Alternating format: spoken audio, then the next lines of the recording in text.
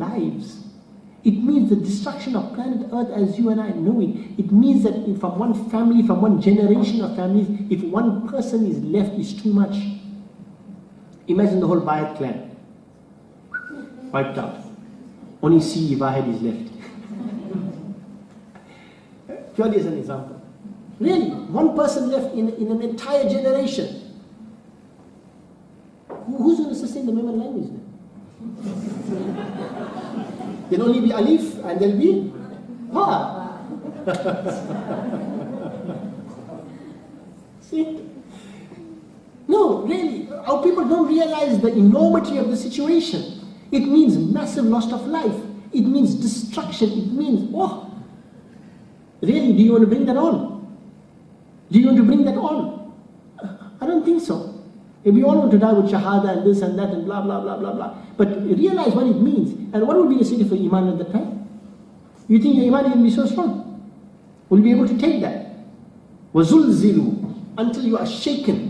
When you see the Muslim army on the brink of defeat, what are you going to do?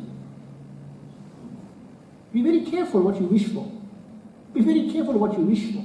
Everyone is wishing for shahada. Yes, I understand that. But understand the implications, and why I'm saying this is because what's your state of iman? Do you have that degree of iman to be able to take that amount of hiding, emotionally, physically, spiritually, economically, and everything, to see your families dying in front of you, dying literally. Your little 6-7 month old child dying in front of your eyes. You got so much of heart to see all of that. What do you think? Ask our people, they hear one gunshot, they'll take cover. I'm serious. They'll hear one gunshot, they take cover. Here you're going to see constant artillery, missiles all over the place. Please, think 10 times before you open your mouth and carry on like superheroes. You're not Iron Man, please. Right?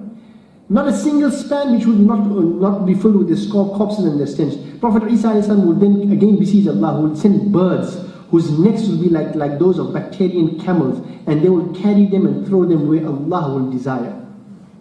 And this is interesting. I'm just making it's purely speculation, right? The Prophet said birds whose heads are like Bactrian camels, right? What is that? Planes. Have you seen these Air Force jets and whatever it is? You know, they like stick in the front, and then they got the dome out there, right? And so on. And they will pick up these things here into the sea. Billions of people possibly thrown into the sea. Right? Throw them away, Allah will desire, wherever Allah desires to throw them away. Right? Then Allah will send down rain, which will spare no house in the city or in the countryside. It would wash away the earth until it appears like a mirror. Complete regeneration of planet Earth.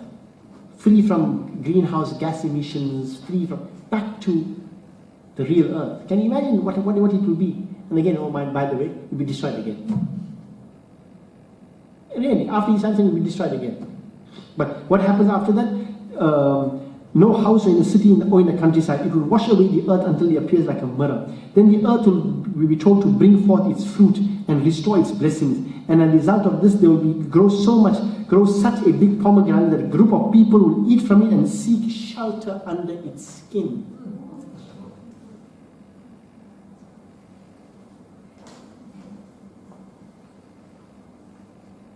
Pomegranate. The people who seek shelter under its skin. This is toward the end of time. With the dua of Isa alayhi salam. Right? Milk will be so blessed that the milk of one sheep camel will suffice for a large company, and the cow will give so much milk that it will suffice for a whole tribe. Okay? The sheep will give so much milk that the whole family will be able to drink out of that. And at that time Allah will send a pleasant wind which will soothe people even under their armpits, and will take the life of every Muslim and true believer, and only the wicked will survive. So no Muslim will ever experience Qiyamah.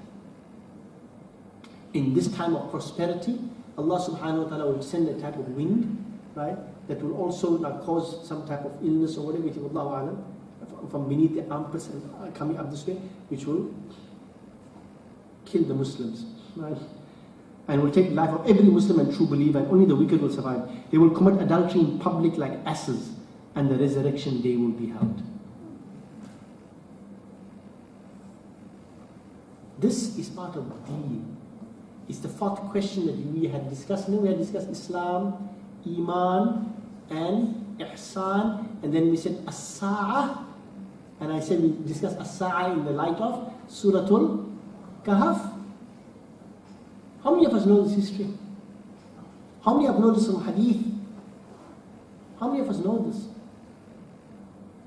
Allah safeguard us, Allah protect us, Allah protect our Iman. We are being besieged by Ya'juj and Ma'juj on all fronts. We were just discussing just now in the tea break how difficult it is to get out of the economic stranglehold. How difficult it is to get out of the food stranglehold. Do you know Coke? Which is Coke's biggest product currently? Coca-Cola company's biggest product.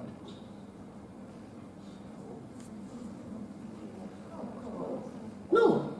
Water. Water. No one have ever believed it. They said in 6 years we'll prove to you that water will outsell Coke for their company. Water. They're selling you water. Pretty soon, your water won't belong to you. They've already started this process where someone created some society out there claiming to be the, some thing, right? And they are gaining control over the water's resources. Untapped water belongs to us. By virtue of what? Oh, because some government authority. Who gave the government authority? Angas. Really. I can't remember the name, but there's a big article about it, and they just like hushed it. Because you hear this advert sometimes on the radio that the next world war won't be over, this will be over water. Allah save us. Allah save us.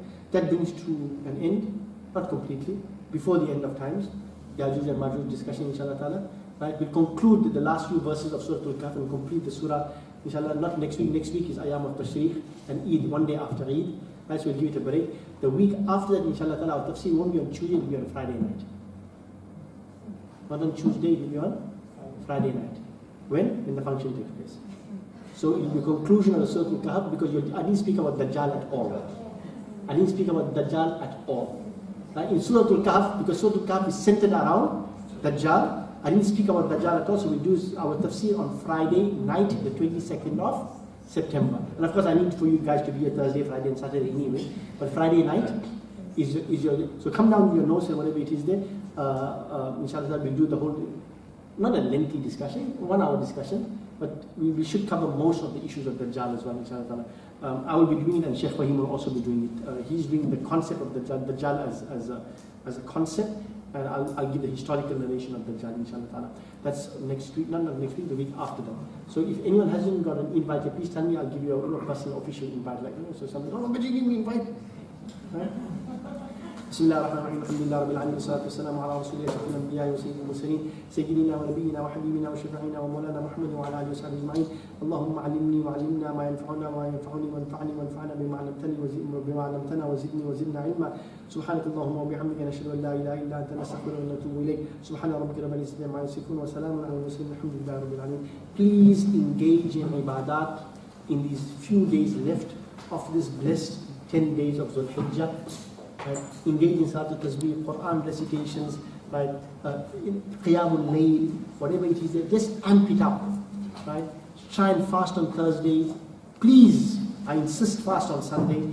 Please come and spread the message. Like, Wali, can I trust you? Send it out to your whole group. Please send it out to those people who are interested.